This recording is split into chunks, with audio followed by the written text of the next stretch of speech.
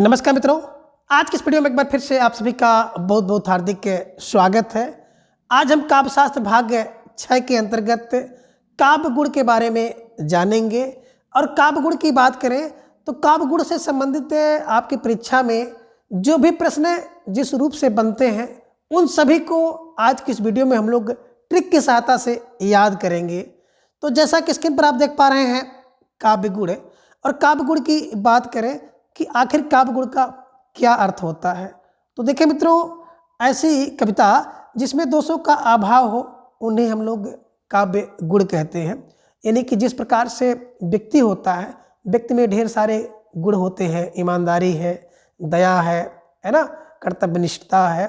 तो उसी प्रकार से जो आपका काव्य होता है उस काव्य में भी ढेर सारे गुण होते हैं। तो उन सभी गुणों के जो रूप को हम लोग काव्य गुण कहते हैं। ठीक है ना। क्यों? क्योंकि जिस प्रकार से मनुष्य में गुण होना जरूरी है ना, उसी प्रकार से काव्य में भी गुणों का होना बहुत जरूरी है। बिना काव्य गुण के काव्य निरर्थक होता है, और उसी प्रकार से मानव भी बिना मानवीय गुण के निरर्थक होते हैं। ठीक है ना। बात करें काव्य गुण की तो काव्य गुण कौन है? बताए सर, शोभा कारक जो तत्व होता है वही काव्य गुण है। आकर्षक जो धर्म है वही काव्य गुण है। और दोषों का जो अभाव है, दोषों का जो अभाव करे वही काव्य का गुण है। ठीक है ना। और गुण की बात करें तो गुण के महत्व को प्रतिपादित करते हुए जो है भरत मुनि जी ने अपने नाट्य शास्त्र में, है ना, नाट्य शास्त्र इनका ग्रंथ आपने देखा होगा, 2वीं शताब्दी में इनका जन्म हुआ था, इसे भी आप जानते हैं। उन्होंने यहाँ तक कह दिया कि गुणहीन जो काव्य होता है वो अधम श्रेणी का काव्य माना जाता है। ठीक है ना। तो भरत मुनि ने अपने नाट्य शास्त्र में कहा। भरत मुनि का जन्म कब हुआ? 2वीं शताब्दी में हुआ था, है ना।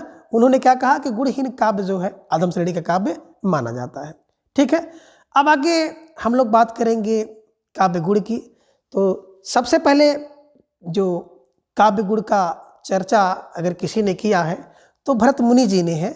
और भरत मुनि ने सबसे पहले अपने काव्य, जिस काव्य का नाम है नाट्य शास्त्र में, इन्होंने नाट्य शास्त्र में काव्य गुण की चर्चा की। और काव्य गुणों की संख्या इन्होंने 10 बताई। ठीक है ना। कितने 10? बोले सर गुण 10 गुण, 10 गुणा 10 गुण 10 गुण। ठीक है ना। और इस विषय में इन्होंने एक परिभाषा दी। कभी कभी यही परिभाषा दे दिया जाता है, यही सूक्त दे दिया जाता है और पूछ लिया जाता है कि काव्य गुण से संबंधित किसने यह बात कही है। ठीक है ना। तो क्या कहा भरत मुनि ने? कहा कि यतयो गुणा विपर्यस्तता काव्येषु कीर्तितः। अब कैसे दिमाग में रखें? तो देखिए, जो मुनि है ना, भरत एक मुनि है। यतयो गुणा, यतयो गुणा क्या करते हैं? काव्येषु कीर्तिता करते हैं, है ना। दिमाग में रख लीजिएगा, भरत मुनि है। यतयो क्या करते हैं? गुणा गुणा गुणा विपर्यता करते हैं, है ना। काव्येषु कीर्तिता करते हैं। तो विपर्यस्ता और काव्य कीर्तिता कौन? बोले सर जो भरत है एक मुनि है। यतयो क्या करते हैं? गुणा गुणा काव्येषु कीर्तिता करते हैं। बस कितने गुण बनाए इन्होंने? 10। भरत 10 गुण, बस दिमाग में रख लीजिएगा। और अगर आपसे प्रश्न पूछ गया कि भरत के अनुसार काव्य गुण कितने हैं, तो सीधा उत्तर 10। और भरत के अनुसार ये परिभाषा यतयो गुणा विपर्यस्तता काव्येषु कीर्तिता किसकी? तो भरत, आप दिमाग में रखिएगा। तो क्या ट्रिक बना लीजिएगा कि भरत मुनि है, यतयो क्या करते हैं? गुणा विपर्यस्तता की बात करते हैं, काव्येषु कीर्तिता की बात करते हैं। बस यही दिमाग में रखिएगा। भरत मुनि है, यतयो गुणा कितना गुणा? 10 गुणों की बात करते हैं। बस भरत मुनि है, यतयो 10 गुण की बात करते हैं, 10 गुणा की बात करते हैं। बस दिमाग में रख लीजिएगा, आसानी से प्रश्न आपका बन जाएगा। ठीक है। आगे जो आपको दिखाई दे रहे हैं आचार्य भामा जी, और भामा को आप अच्छी तरह से इनसे परिचित हैं कि 6वीं शताब्दी में उनका जन्म हुआ था। काव्य अलंकार इन्होंने ग्रंथ लिखा है। और गुण कितना बताया? 3 गुण बताया इन्होंने, काव्य के 3 गुण बताए। बस दिमाग में रख लीजिएगा। भामा में कितने शब्द? भामा में देखिए सर, भा मह 3 शब्द, तो 3 गुण। भामा के नाम में कितने गुण? बोले सर 3 गुण, 3 शब्द 3 गुण। दिमाग में रख लीजिएगा। ठीक है ना। 3 नाम में 3 तो 3 गुण। ठीक है ना। बस दिमाग में रख लीजिएगा, आसानी से याद हो जाएगा।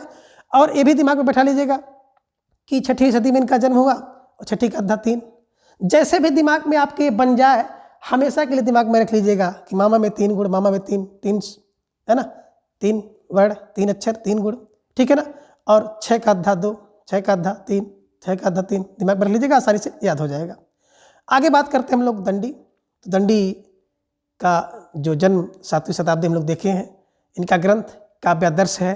दंडी की बात अभी आपने संस्कृत का जो आचार्यों का जीवनी पढ़ेंगे तो उसमें देखेंगे कि दंडी के पिता कैसे हैं। बताए सर दंडी के पिता तो वीर हैं।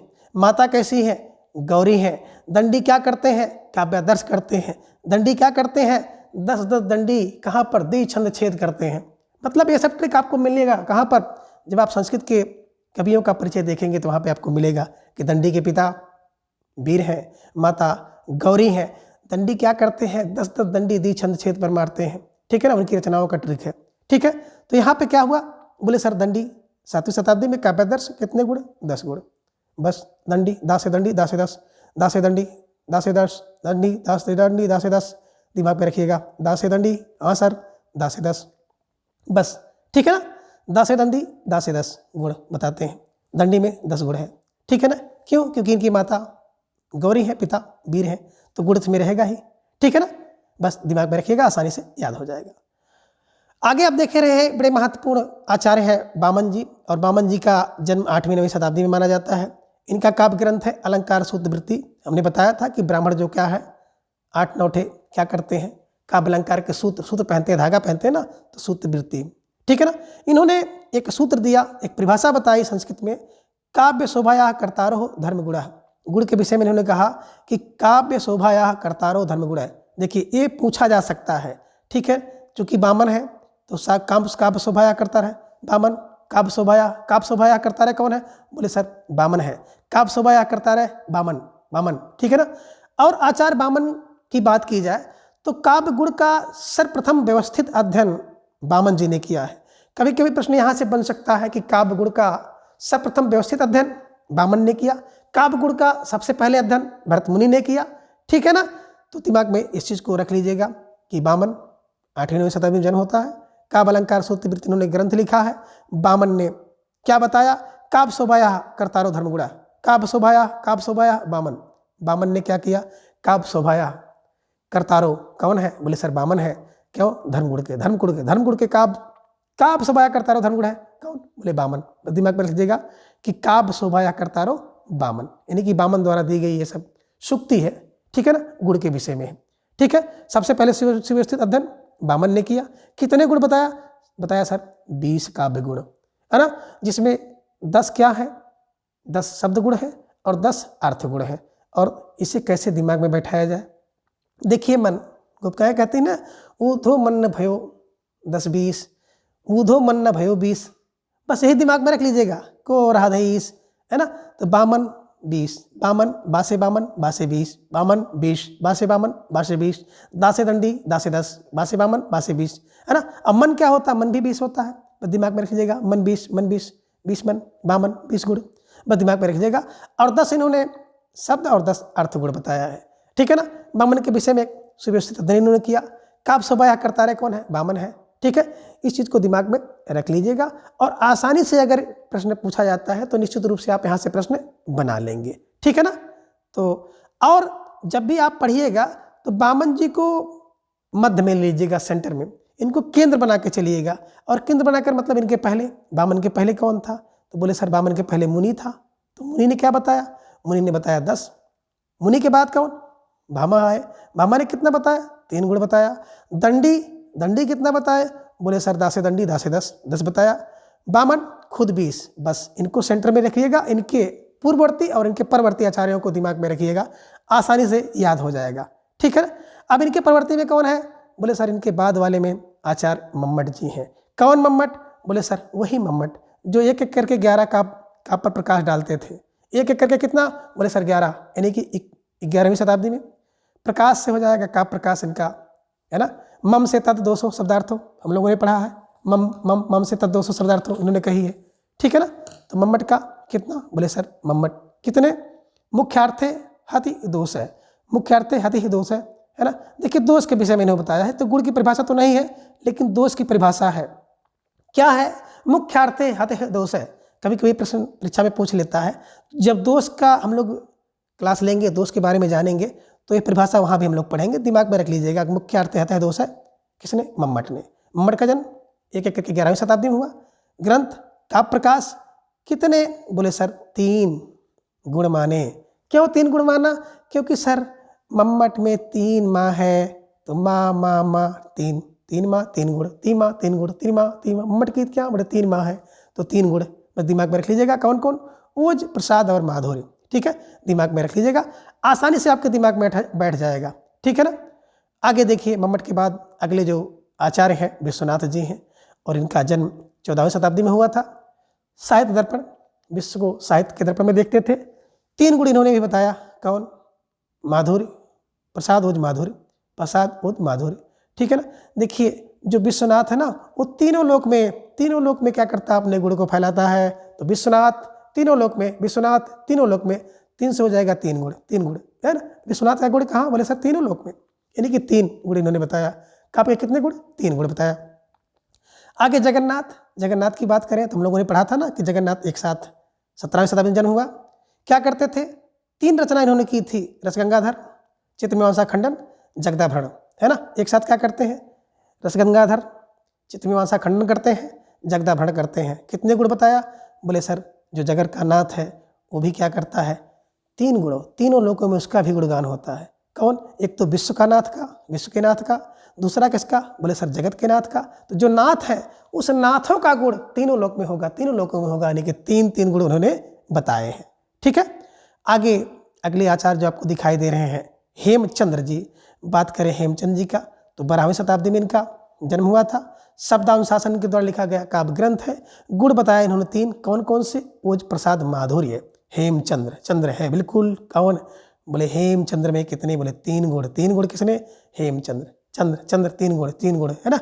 चंद्र में है, हेम में 3 गुण। ठीक है, दिमाग में रख लीजिएगा, ओज, प्रसाद, माधुर्य। ठीक है। आगे हम लोग बात करें अग्नि पुराण। उससे अग्नि पुराण की चर्चा हम लोग को सबसे पहले करनी चाहिए थी, क्योंकि 2800 पूर्व ईस्वी पूर्व की बात है ना। तो अग्नि में 18 गुण, अग्नि पुराण में 18। अब पुराण कितने हैं? तो बोले सर पुराण तो 18 है, बस दिमाग में रख लीजिएगा, जितने पुराण उतने अग्नि पुराण में गुण हैं, जितने पुराण उतने गुण। 18 पुराण 18 गुण। ठीक है ना। कहीं कहीं आपको 19 मिलता है, लेकिन ध्यान में रखिएगा ज़्यादातर किताबों में आपको 18 ही मिलेंगे। ठीक है ना। तो कितने पुराण? बोले सर 18 पुराण और 18 गुण, 18 पुराण 18 गुण, बस दिमाग में रख लीजिएगा। और व्यास में 1 बढ़ जाएगा, 19 गुण। व्यास में कितने? बोले सर 19 गुण है, बस दिमाग में ऐसे रखिएगा कि यानी कि व्यास जी ने क्या बताया? 19 गुण बताया। ठीक है। आगे देखिए भोजराज। बोले भोज में जाओ, कब? दोबारा जाओ, 1-2 बार जाओ, 12 में भोज दोबारा। और आप कहते हैं ना जा 2 बार, जा 2 बार, 12। कितने गुण? बोले सर 24 गुण। कितने? 24 के गुण बताया, शब्द गुण, अर्थ गुण और वैशेषिक गुण। 24 3 बार, यानी कि 72। तो क्या हो जाएगा? बड़ा बेहतर हो जाएगा। अगर क्या कर दे? बोले सर 24 घंटे पे आपको कोई 3 भोज दे दे, क्या कर दे? 3 भोज दे दे तो बड़ा बेहतर हो जाएगा। 24 घंटे पर 3 भोज, कौन? भोज, है ना। 24 घंटे पर 1 भोज, 24 घंटे पर दूसरा भोज, 24 घंटे पर तीसरा भोज, तो सोरे सर बेहतर हो जाएगा, 72 हो जाएगा, बस, है ना। तो दिमाग में रख लीजिएगा कि 72 गुण किसने बताया है? Not only but also only 1 Acharya, which name is कौन? भोजराज। तो भोजराज क्या बताते हैं? 72 गुण। ठीक है ना। कैसे बताए हैं? बोले सर 24 घंटे पर 3 बार अगर आपको भोज मिल जाए तो क्या हो जाएगा? बड़ा बेहतर होगा, बेहतर। ठीक है ना। तो कहने का आशय है कि इन्होंने 24 शब्द गुण, 24 अर्थ गुण और 24 जो है वैशेषिक गुण बताया है। इस प्रकार से इन्होंने जो गुणों की संख्या है वो 72 बताई है, भोज। ठीक है ना। दिमाग में रखिएगा, भोज कब? बोले सर 24 घंटा पे मिलना चाहिए, यानी कि 24 की बात करेंगे तो भी आप भोज को लगाइएगा। ठीक है ना। और 24 3 बार की बात करेंगे, 72 बार, तो भी आप भोज को लगाइएगा। ठीक है ना। बस दिमाग में रखिएगा, आसानी से बैठ जाएगा। ठीक है ना। और इन सभी ट्रिक का उद्देश्य केवल आपको आसानी से याद हो जाए और परीक्षा में आपके प्रश्न बन जाए, एकमात्र ही उद्देश्य है। और आप लोगों को मेरे द्वारा बनाई गई जो भी वीडियो है बेहद पसंद आ रही हैं, इसलिए मैं सारी वीडियो आपके लिए बना रहा हूँ।